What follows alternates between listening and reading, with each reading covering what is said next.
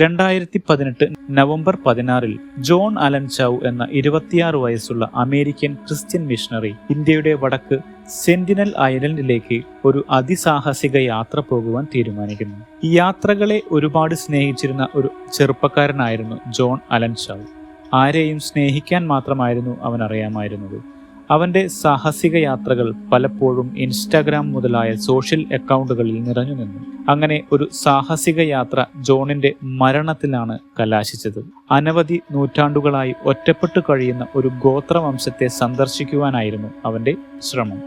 North sentinel ദ്വീപ്.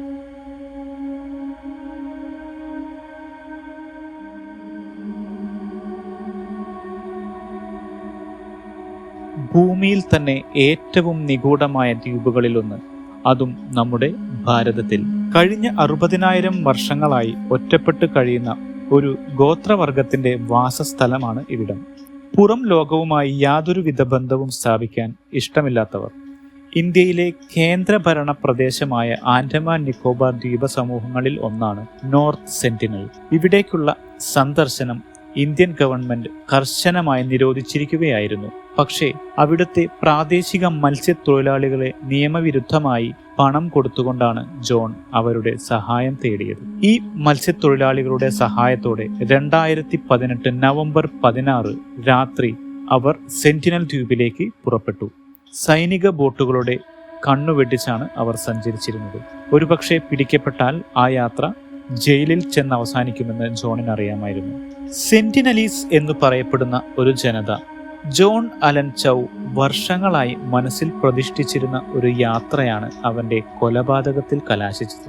Sentinel ദ്വീപവാസികളെക്കുറിച്ച് ലഭ്യമായ എല്ലാ റിപ്പോർട്ടുകളും അവൻ പഠിച്ചു. അതിനായുള്ള തയ്യാറെടുപ്പുകൾ വർഷങ്ങൾക്ക് മുൻപേ അവൻ തുടങ്ങിയിരുന്നു. സെന്റിനൽ ദ്വീപവാസികളുടെ ഭാഷയോ ഉദ്ഭവമോ യഥാർത്ഥ പേരോ ആർക്കും അറിയില്ല.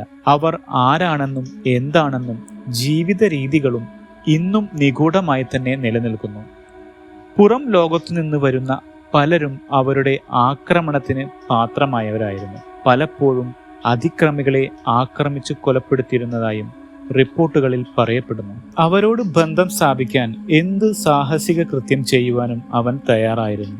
നേവി പട്രോളിംഗ് ബോട്ടുകളുടെ കണ്ണുവെട്ടിച്ച് മത്സ്യത്തൊഴിലാളികളുടെ സഹായത്താൽ നോർത്ത് സെന്റിനൽ ഐലൻഡിലേക്ക് വരണമെങ്കിൽ അതിനു പിറകിൽ എന്തെങ്കിലും ശക്തമായ ഒരു ലക്ഷ്യമുണ്ടായിരിക്കാം. ദ്വീപിലെത്തിയപ്പോൾ ഭയം മൂലം മത്സ്യത്തൊഴിലാളികൾ കുറച്ച് ദൂരെ മാറി നിന്നു. ജോൺ തന്റെ കയാക്കിലാണ് കരക്കെത്തിയത്. അവർക്ക് കൊടുക്കാനായി ഉണക്ക മത്സ്യം മുതലായ സമ്മാനങ്ങളുമായാണ് അവൻ ദ്വീപിലെത്തിയത്. പക്ഷേ അവരുടെ ആക്രമണമാണ് ജോണിന് നേരിടേണ്ടി വന്നത്. ആക്രമണം ശക്തമായപ്പോൾ അവൻ തിരിച്ചു പോകാൻ നിർബന്ധിതനായി. അന്ന് തന്നെ രണ്ടാമതും ജോൺ സെന്റിനൽ ഐലൻഡിലേക്ക് തിരിച്ചെത്തി. അവൻ അവരുടെ ഭാഷ അനുകരിക്കാനും കൂടുതൽ പാരിതോഷികങ്ങൾ നൽകുവാനും സ്തുതിഗീതങ്ങൾ പാടുവാനുമെല്ലാം ശ്രമിച്ചുകൊണ്ടേയിരുന്നു. പക്ഷേ അവരുടെ കൂടുതൽ ശക്തമായ അലർച്ചകളും അമ്പുകളുമെല്ലാം അവന് നേരിടേണ്ടി വന്നു. രണ്ടാം തവണ വളരെ ഭയത്തോടെയാണ് അവൻ ബോട്ടിലേക്ക് മടങ്ങിയത്. നവംബർ 16 അവൻ വീണ്ടും മൂന്നാം തവണയും ദ്വീപിൽ സന്ദർശിക്കാമെന്ന സാഹസിക കൃത്യത്തിന് തയ്യാറെടുത്തു. അത് ഒരുപക്ഷെ അവന്റെ അവസാനമായിരിക്കാമെന്ന് അവന് അറിയാമായിരുന്നു. നവംബർ 16 എന്നത് ആ ചെറുപ്പക്കാരന്റെ ജീവിതത്തിലെ അവസാന അധ്യായമായിരിക്കാമെന്ന് ഒരിക്കലും അവൻ ഉറപ്പിച്ചിരുന്നില്ല. ജോൺ അലൻ ചൗ എന്ന ചെറുപ്പക്കാരൻ സെന്റിനൽ ദ്വീപിൽ വെച്ച് കൊല്ലപ്പെട്ടു എന്ന വാർത്തയാണ് പിന്നീട് പോലീസ് പുറത്തുവിട്ടത്. എങ്ങനെയായിരിക്കാം അവൻ അവന്റെ അവസാന മണിക്കൂറുകൾ ചെലവഴിച്ചത്? എന്തുകൊണ്ടായിരിക്കാം ഈ ചെറുപ്പക്കാരൻ ഈ ഒരു ഗോത്രവർഗത്തെക്കുറിച്ച് ഇത്രയും അധികം ചിന്താകുലനായിരിക്കുന്നത്? അവന്റെ ജീവൻ തന്നെ പകരം കൊടുക്കുവാൻ എന്തു തെറ്റാണ് അവൻ ചെയ്തത് എന്നീ ചോദ്യങ്ങൾ ലോകത്തെ കുഴപ്പിച്ചുകൊണ്ടേയിരുന്നു. 72 സ്ക്വയർ കിലോമീറ്റർ ആണ് നോർത്ത് സെന്റിനൽ ദ്വീപിന്റെ ആകെ വലുപ്പം. ന്യൂയോർക്കിലെ മാൻഹത്താൻ ദ്വീപിനേക്കാൾ കുറച്ച് വലുപ്പത്തിൽ മുൻപിൽ. വളരെ കുറച്ച് വിവരങ്ങൾ മാത്രമേ സെന്റിനലീസിനെ കുറിച്ച് ലോകത്തിന് അറിവുള്ളൂ. അവരുടെ കറുത്ത നിറവും വലിപ്പം കുറഞ്ഞ ശരീരപ്രകൃതിയും സൂചിപ്പിക്കുന്നത് ഏകദേശം 60,000-ഓളം വർഷങ്ങൾക്ക് മുൻപ് അവർ ആഫ്രിക്കയിൽ നിന്ന് കുടിയേറി പാർത്തതായിരിക്കാം എന്നാണ്. ഇങ്ങനെ പുറം ലോകവുമായി അടുക്കാൻ താല്പര്യമില്ലാത്തതിനാൽ ഇന്നും ആദിമ മനുഷ്യരായി തന്നെ തുടർന്നു പോരുന്നു. സെന്റിനൽ ഗോത്രവർഗക്കാർ കാട്ടുപന്നികളെ വേട്ടയാടിയും വനവിഭവങ്ങൾ ശേഖരിച്ചും ആഴം കുറഞ്ഞിടത്ത് മത്സ്യബന്ധനം നടത്തിയുമൊക്കെയാണ് നിലനിന്നു പോരുന്നത്. 2006 ഒരു സംഭവം സെന്റിനൽ ദ്വീപവാസികളുടെ അപകടകരമായ സ്വഭാവത്തെ എടുത്തുകാണിക്കുന്നു.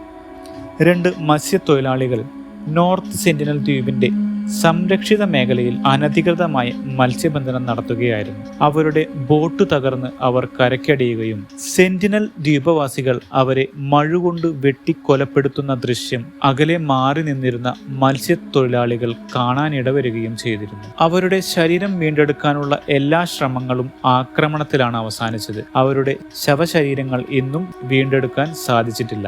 അബോറിജിനൽ ട്രൈബ്സ് ആക്ട് 1956 പ്രകാരം സംരക്ഷിക്കപ്പെടുന്ന ദ്വീപാണ് നോർത്ത് സെന്റിനൽ ദ്വീപ്. ഈ നിയമം പുറത്തു നിന്നുള്ള ജനങ്ങളുടെ പ്രവേശനം കർശനമായി നിരോധിക്കുന്നു. സെന്റിനൽസിനെ ബാഹ്യ ലോകത്തു നിന്നുള്ള രോഗങ്ങളിൽ നിന്ന് സംരക്ഷിക്കുന്നതും ഈ നിയമം മൂലമാണ്. ഈ നിയമം അറിയാമായിരുന്നിട്ടും ജോൺ ഈ യാത്രയ്ക്കായി തയ്യാറെടുത്തു. 10 വർഷത്തോളം പഴക്കമുണ്ട് ജോണിന്റെ സെന്റിനൽ ജനതയെക്കുറിച്ചുള്ള അറിവിന്. ബൈബിൾ സെന്റിനൽ ഭാഷയിലേക്ക് വിവർത്തനം ചെയ്യുക എന്നതായിരുന്നു അവന്റെ ആഗ്രഹം. യേശു ക്രിസ്തുവിനെ കുറിച്ച് കേട്ടിട്ടില്ലാത്ത എല്ലാവരിലേക്കും ആ അറിവ് എത്തിക്കാൻ ആയുള്ള ഒരു ക്രിസ്ത്യൻ മിഷണറി ആയിരുന്നു അദ്ദേഹം. എന്തുകൊണ്ടാണ് അവൻ സെന്റിനൽസിനോട് ഇത്രയും അഭിനിവേശം കാണിച്ചത്? ന്യൂയോർക്ക് ടൈംസിന്റെ അന്വേഷണ പ്രകാരം തൻ്റെ ഹൈസ്കൂൾ പഠനകാലത്ത് ജോഷുവ പ്രൊജക്ട് എന്ന മിഷണറി വെബ്സൈറ്റിൽ നിന്നാണ് സെന്റിനൽസ് ഗോത്രവർഗക്കാരെ കുറിച്ച് അവൻ അറിഞ്ഞിരുന്നത്. ഭൂമിയിലെ തന്നെ ഒരിക്കലും എത്തപ്പെടാത്ത ജനത എന്നാണ് നോർത്ത് സെന്റിനൽസിനെ കുറിച്ച് ആ വെബ്സൈറ്റിൽ കുറിച്ചിരുന്നത്. അന്നു മുതൽക്കേ അവൻ ഈ യാത്രയ്ക്കുള്ള തയ്യാറെടുപ്പുകൾ നടത്തിക്കൊണ്ടേയിരുന്നു.